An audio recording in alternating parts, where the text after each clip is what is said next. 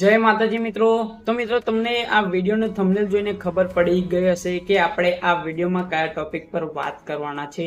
તો મિત્રો YouTube તરફથી એક અપડેટ આવી છે કે મોનેટાઇઝેશન પોલિસીનો જે એક નિયમ છે એમાં બદલાવ આવ્યો છે।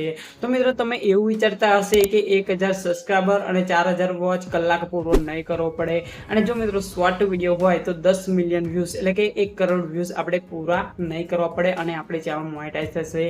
તો મિત્રો ના, એવું નથી, એ નિયમ બદલાયો નથી, એમ નિયમ એનો એ જ છે।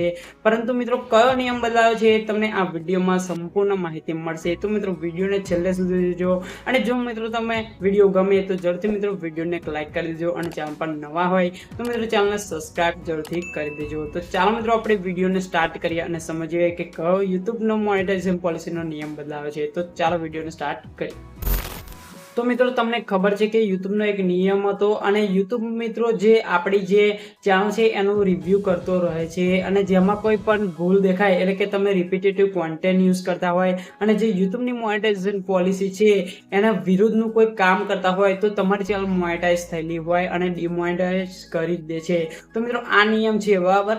તો મિત્રો આ નિયમમાં એક નાનો એવો ફેરફાર કરવામાં આવ્યો છે। પહેલા મિત્રો કેવું હતું કે તમે આવું કોઈ ભૂલ કરો અને બરાબર આવું કોઈ ભૂલ કરો તો YouTube તમને અગાઉ ચેતવણી નથી આપતું મિત્રો, તરત જ તમે સવારમાં જુઓ અને જીમેલ આઈડી તમે જુઓ તો એમાં મેલ પડ્યો હોય કે તમારી ચેનલ આ કારણથી ડિમોનેટાઇઝ કરવામાં આવી છે, બરાબર। તો મિત્રો હવે આ નિયમમાં એવો બદલાવ થયો છે કે તમને 7 દિવસ અગાઉ એટલે કે અઠવાડિયા પહેલા એક મેલ આપવામાં આવશે કે તમારી ચેનલ ડિમોનેટાઇઝ કરવામાં આવશે અને કયા કારણથી કરવામાં આવશે। તો મિત્રો આટલો જ બદલાવ થયો છે નિયમમાં, એટલે કે આપણે અગાઉ એને જાણવા મળશે કે આપણી ચેનલમાં આ ભૂલ કરી છે, તેથી આપણી ચેનલ 7 દિવસ પછી ડિમોનેટાઇઝ કરવામાં આવશે। તો મિત્રો આટલો જ ચેન્જીસ છે। તો મિત્રો આ નિયમ તમને કેવો લાગ્યો એ કોમેન્ટમાં જરૂરથી જણાવશો। તો મિત્રો તમને વિડીયો ગમી હોય તો જરૂરથી મિત્રો વિડીયોને એક લાઈક કરી દેજો। તો મિત્રો ફરી મળીએ આપણે નવા વિડીયો સાથે, નવી માહિતી સાથે। ત્યાં સુધી જય હિન્દ, વંદે